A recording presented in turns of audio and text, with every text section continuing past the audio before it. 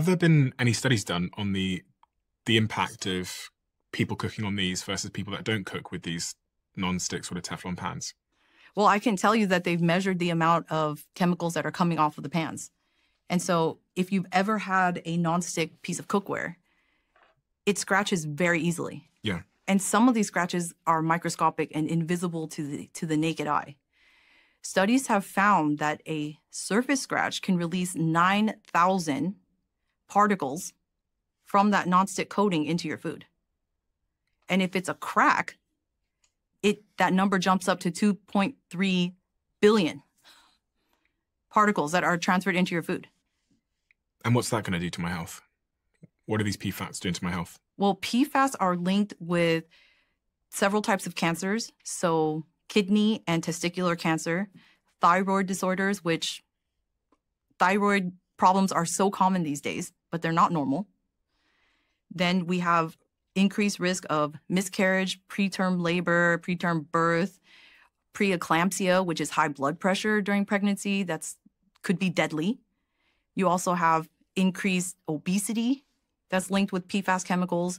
And PFAS also contribute to an increase in endometriosis and PCOS. Oh, really? So people who have endometriosis and PCOS, they have found to have higher levels of PFAS in their bodies. And PFAS are found in everybody. No one's exempt. Everyone has PFAS in our bodies. But whether or not they're able to exert toxicity depends on your inner environment, depends on how many other chemicals your body is working to fight off. I just pulled up some studies here. One of the studies from 2023, which you might be aware of, showed that higher levels of PFAS in the blood of women in Singapore were associated with a 30 to 40% lower chance of pregnancy and live birth within 1 year. Another study sampled 381 blood samples from people trying to lose weight. And no matter the diet that these participants tried, they gained weight if they had elevated PFAS exposure. What the hell? They gained weight even if they tried different diets. Yeah, so these chemicals are known, endocrine disruptors are also known as obesogens. So they're increasing the prevalence of obesity. So you store more fat and you can't lose it. Obesogens? I thought food was the only obesogen. Well, the chemicals that you're being exposed to through your cookware, through food packaging, they're also sources of these endocrine disruptors. And what about cancer? Is PFAS linked to cancer? Have they done any studies on that with animals or? Yeah, in humans, it's kidney and testicular cancer. Okay. What about prostate? I know that's a big concern for a lot of men in particular. I haven't seen direct evidence on that, but I wouldn't be surprised if that was also linked because that's also a hormonal tissue. A study from 2021 in mice at the University of Illinois found that a high-fat diet combined with PFAS exposure could cause changes in prostate cells that promote tumor growth. Is there an alternative to PFAS? Is there something that I could use instead of this non-stick pan? Yeah, just get rid of the non-stick chemicals altogether. And that would be something as simple as cast iron, stainless steel, glass cookware, ceramic cookware. It's just a bit more annoying, isn't it? Yeah, I mean, non-stick cookware is amazing. I mean, you can make food slide off, cleanup is a breeze, but at what cost? You might be saving time when you're cooking, but how much of that time is being taken off the back end of your lifespan is the question. So you're saying throw this away? I would. But see, that's the other thing is if you are then hearing this and you're like, I got to get rid of my cookware. Well, guess what? You throw that out and it ends up in a landfill and the PFAS chemicals are now in the environment where they won't go away. So am I throwing it out? So it really depends, right? If you are in the position to where you can get rid of it, then it might benefit you. But the key is to really stop buying it. But you already have it. Yeah. So it's really up to you. In terms of cookware, that's better for me. Avoid the non-stick, go for stainless steel, cast iron. What about the utensils then? So things like, I've got a plastic spatula here in my hand. Is this good? No, because that's melting. It's breaking off into little tiny bits and fragments of microplastics and nanoplastics in your food. So bad Yes. spatula. Yes. Okay. The silicone, the silicone rubber, the plastic. If you just think about the fact that it's being heated up, if you've ever looked at one, the integrity, you'll see it's starting to fray. If you see any bits coming off, then you know it's definitely breaking up and getting into your food. Yeah, there's loads of little pieces missing from the end of the plastic.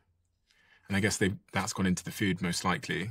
Right. Slowly dissolving over time. Right. Because with nonstick cookware, you can't use metal utensils, right? You'll scratch the surface. But guess what? Even with that, you can scratch the surface. So the wooden one here in my left hand, that's better. Yes. At least from a safety and microplastic and nonstick chemical perspective, yes.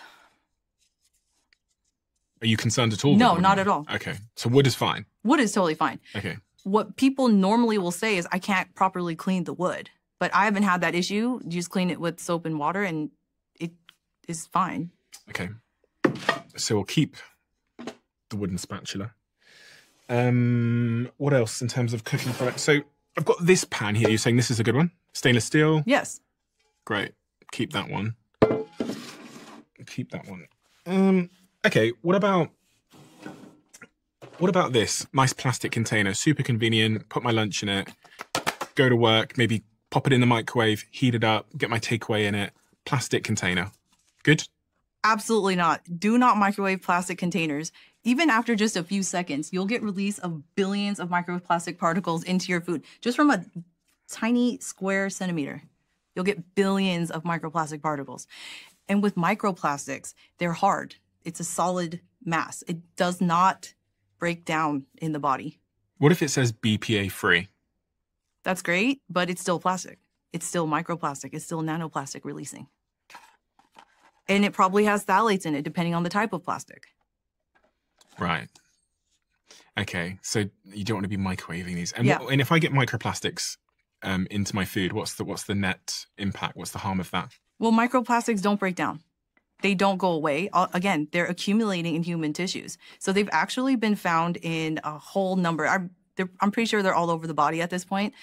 We just have to see the evidence to know, right? And so they're in human lungs, blood, in the gut tissue.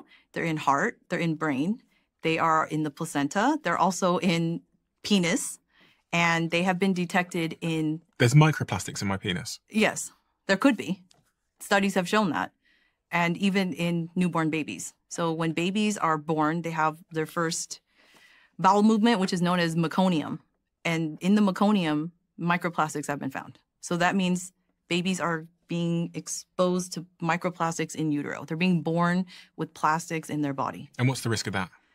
Well, the risk is that they don't go away, number one. And on a cellular level, they're causing inflammation and oxidative stress. And oxidative stress is free radical damage. And what that means is if you ingest these microplastic particles, which everyone is, and they're in your tissues, and your body cannot get rid of them, then they're basically like the equivalent of 1 million little fires all over your body. And unless you have enough detox capability like antioxidants to get rid of them, they're there to stay. What do you mean by detox capabilities? As in my liver and my Yeah, kidneys? exactly. Every cell in your body has some antioxidants in it. If you didn't, you would be dead. Because in order to live on this planet and breathe oxygen, we need antioxidants to neutralize the free radicals that happen through cellular respiration, right? So whenever we breathe oxygen, there are free radicals that are created. And our cells have naturally in them antioxidants like glutathione, and they help to neutralize these free radicals. But glutathione is also vital for detoxifying environmental chemicals. So if you think about it, how does the body decide what's more important? Do I neutralize these free radicals because I need to breathe and live? Or do I have to deal with these chemicals over here? I don't know. So you're literally being torn. Your body is torn at this point. What to deal with first? And usually it's the oxygen. I need to breathe. So let me neutralize the free radicals from breathing oxygen. Then I'll deal with these chemicals later if I have enough left in the tank. And most people don't. Modern lifestyles are resulting in depletion of glutathione. Our glutathione is being robbed by these microplastics, by these parabens, phthalates, and other chemicals that you find in consumer products. If you had to sum up in a sentence what microplastics are doing to us, what would that sentence be? Slowly killing us over time. We're becoming plastic. We're actually known as the Plasticine epoch. Humankind is more plastic. Eventually, we will become more plastic than we are humans if we continue at this rate.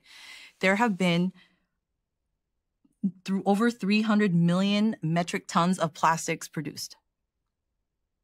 I mean, that's a really big number, but I can't really wrap my head around it. And they don't go away. They don't go away. That's the problem. They just continually break up into smaller and smaller and smaller and smaller fragments. A 2024 study on microplastics in human livers, kidneys, and brains found that all of them contained microplastics, but the brain contained 10 to 20 times more than any other organ. The brain's measured around 0.5% plastic by weight. That's a Guardian article. So does that mean 0.5% of my brain is plastic? Yes, and that's because plastic is fat soluble and the brain is mostly fat. So microplastics travel there through the bloodstream, we inhale them, they go to the brain and they can't leave because the brain does not have the ability to detoxify itself the way that other tissues do. I guess it wasn't expecting the plastic. Right. So it's like, who's this? I can't get rid of you, so just stay. But then what is it doing to you over time? What is it doing to our brains over time? I'm going to throw this away, by the way. I'm not going to microwave my food in plastic anymore. What is it doing to our brains over time, do you think? Is there any associations?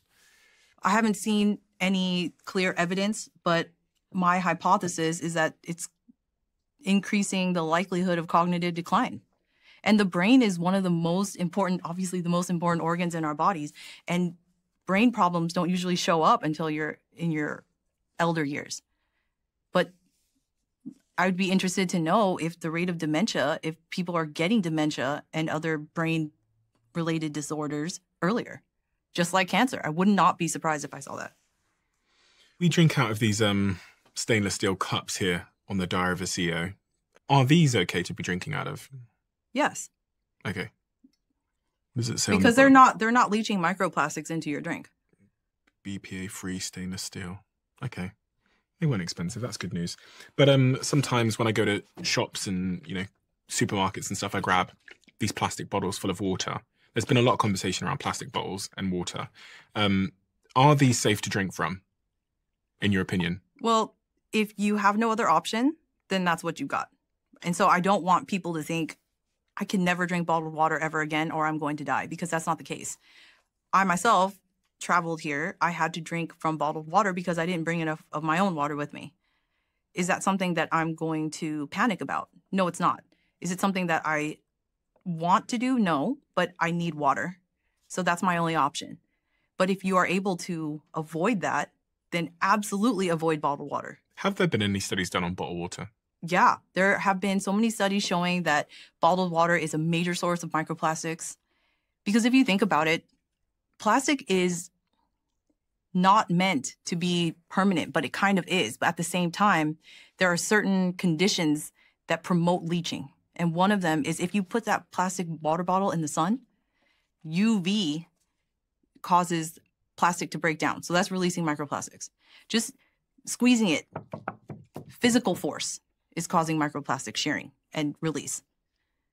But not just that, just over time, the plastic is just leaching on its own. Temperature is another factor. So if you leave that in a hot car, microplastics. If you've ever had a bottle of water sitting in a hot car and you drink it and it tasted like plastic, that's because it's plastic. It's becoming more plastic. Okay. But the microplastics are releasing endocrine disruptors, right? The same phthalates that we talked about in fragrances are also in plastic water bottles. What about these water bottles that a lot of people have now, the kind of like Stanley Cup style water bottles that are made of this metal? Are these better? Yeah, definitely. It's the same as these stainless steel cups. Yeah. Okay, so everyone should have one of these for their water. But not only that, it's also more sustainable, right? Because plastic bottles make up the majority of plastic waste in the environment. And all of those are breaking up, again, into smaller and smaller microplastics and nanoplastics that are basically polluting everything now. Okay, so instead of that plastic container I had, this glass container for the microwave and for my food is better. Perfect. Okay, but what about the lid? The lid has got these little plastic handles on it. Yeah, so what I would do is take the lid off if you need to heat up your food. Okay. And what I also do is keep a space between my food and the lid so it's not in direct contact with the plastic. How do you keep a space? No. Just don't fill it all the way to the brim. Oh, okay. Just keep it. Just keep food. A little space. Okay, cool. So that's good. It's the contact with the plastic. I mean, if you need the container and you need a lid to store your food. Okay. I mean, I have those too. So we'll keep the lid. Just the thing is just try to keep your food from touching it if you can. Okay. What about this coffee cup? I went to, you go to a Starbucks, and I shouldn't say that. You go to a coffee shop, they give you these takeaway coffee cups, which are made of like this sort of papery feel. Good, bad, indifferent? Get rid of them. They're terrible. So they're basically lined with plastic. And studies have shown that within 15 minutes of contact with the hot liquid, you're getting 25,000 microplastic particles in that cup. And some people don't drink their coffee in 15 minutes. They'll let it sit longer. And so the longer it sits, the more leaching there is. And not only that, the lid is plastic. So as the hot liquid is passing through the lid, there could also be leaching of microplastics. That plastic lining also leaches heavy metals. So there are so many issues with that cup. You seem really pissed off with the cup. I'm actually they're so pervasive. And I remember being in Germany about 10, 15 years ago, maybe, something like that. And coffee to go was new. And at the time, I come from the US, those have been around forever. I was like, why is this new? I don't understand. Coffee to go, why is that a thing? And my husband said, it's because we sit down and drink our coffee out of a mug. We don't take it to go. So this is like appealing to tourists. Well, what's wrong with coffee to go? Is it the container they give it to? It's the container. So if you bring your own container, or Starbucks will fill it up. Or if you bring your own container, some shops will fill it up for you. Okay. And they might even knock off 10 cents because you brought your own container. So I'd have to bring something like, I guess like this, which is a steel... Right. With a little glass lid. Right.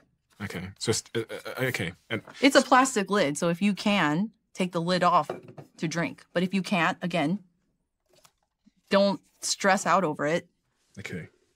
We've been through some of these things so far, just on the consumables. Okay, fine. Okay, so, and last question on consumption stuff is about food and water. Should I be filtering my water? Absolutely. Absolutely. If you live in an area where water has been fluoridated... How do I know? You've got to check the water report. Most municipalities have water reports. And if not, you can go to the EWG, the Environmental Working Group. They have a water report database that you can check. So just type in your zip code of where you live, and it'll tell you what contaminants are found and which ones exceed safe limits. And it's very helpful to know. What if I get these kind of like, these little plastic water filter systems you can get where you put it in the fridge, you pour the water in, and then you put like a little filter thing in, you replace it, and then you pour it in. Are those good? It depends on what type of filter you have. Okay. Some of the more mainstream, lower cost, lower end options do not remove fluoride, number one, and they don't filter nearly enough chemicals. Tap water is a source of hormones, so endocrine disruptors, pesticides, heavy metals, fluoride, if it's added to the water, agricultural runoff. There's a bunch of different contaminants in tap water, depending on where you live. Some are worse than others. And there have even been tragic instances of lead, high levels of lead because of the lead piping that water is transported through. So we've got to be careful with the water that we're using to drink and cook with. And so what's a sort of low-cost solution to this for people that are concerned about the water that they're consuming and their families are consuming? Yeah, actually, there have been studies showing that you can boil your water. So if you boil your water, that can actually remove a significant portion of the microplastic pollutions in there. Because of, if you've ever noticed after you've boiled water, there's sort of a white crust at the bottom of the pot. That's actually calcium, calcification. And the microplastics get trapped in that calcified layer. But that still doesn't take care of all the other chemicals that are found in tap water. So the best option is to filter it. Some filters are more accessible and affordable than others. Reverse osmosis removes the most contaminants, but it also requires it generates the most wastewater. So it isn't the most efficient. And it also can remove beneficial minerals, which you then have to add back in because it's not good to drink demineralized water over time. So there are different options that you can use, but the best option, you have to filter it at some point, at some level, depending on where you are. So check your water and look for a filter. So carbon filters are effective for the most part, but you want to check to make sure that the filter can remove fluoride as well.